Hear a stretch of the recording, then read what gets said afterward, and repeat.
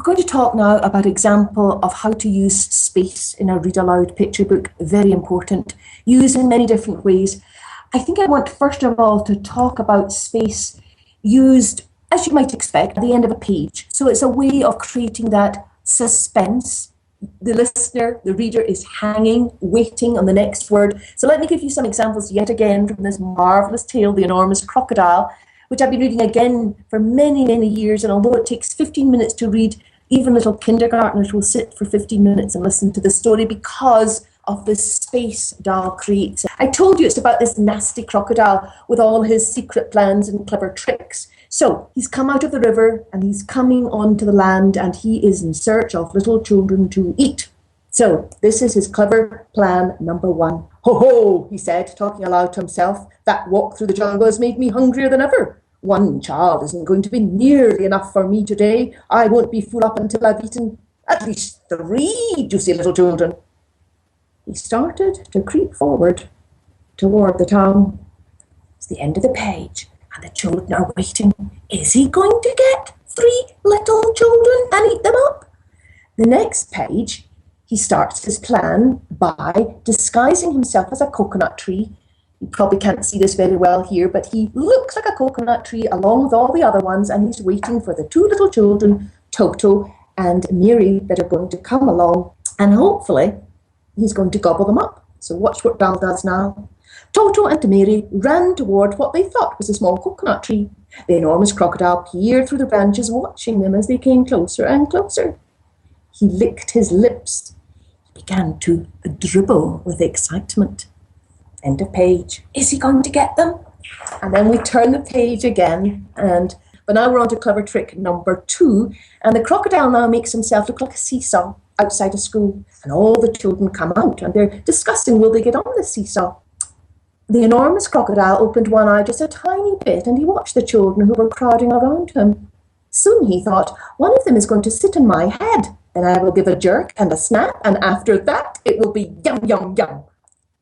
And so we're left with the next page. What's going to happen? And finally, with his last little trick, he sees a merry-go-round and he disguises himself as one of the wooden animals. And the children, of course, all come out and they want to ride on the merry-go-round, and they're discussing what they're going to ride on. And one little girl, whose name was Jules, said, I'm going to ride on that funny old wooden crocodile. The enormous crocodile kept very still, but he could see the little girl coming toward him. Yummy, yum, yum, he thought. I'll gulp her up easily in one dollop. End of page.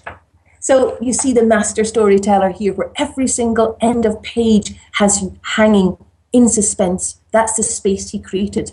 But there's other kinds of spaces that are a little bit more subtle and every bit as important, I think, in a picture book. So, for example, I'm going to go back to Amos and Boris again. And these are spaces, they're moments where the listener and the reader can pause and ponder. They're making connections between what they've listened to and their own life. And so for the first example, it's when little Amos, in his own little ship, he falls off the ship and he's into the sea and he's drowning. And there's lots of spaces, not at the end of the page, but throughout this paragraph. Let me read it so you can get the example. And I'm going to pause very much at the end of each one so you'll get the feel of it. Should I try to swim home? Amos wondered. Or should I just try to stay afloat?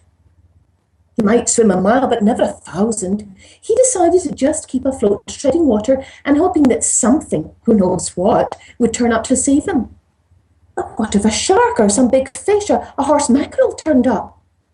What was he supposed to do to protect himself? He didn't know. And that's the end of the page, which is a big pause. But you see how throughout that page there was pauses for the child to wonder, what would he do? And listen to this as wonderful examples for pausing to let the child ponder, for the words to sink in. At last the rain stopped and the noonday sun gave him a bit of cheer and warmth in the vast loneliness, but his strength was giving out. He began to wonder what it would be like to drown. Would it take very long? Would it feel just awful? Would his soul go to heaven? Would there be other mice there?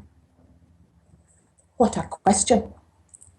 So you see, you get the example of the pausing and the ponder.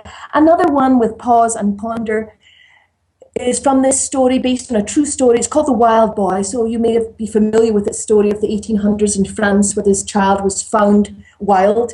They tried to tame him. Nobody could. He was a deaf mute. And this is a very touching tale by Mordecai Gerstein. And here's an example of pauses used again for us all to relate to our world to this world. So the child has really been abandoned by, the government, the institutions. They don't know what to do with them. They've given up hope. Everybody except one man has given up. And incidentally, his name is Jean-Marc Attar, and he was responsible really for a lot of the work that Maria Montessori then did her teaching on. So it's a true story, and here we go at this little bit.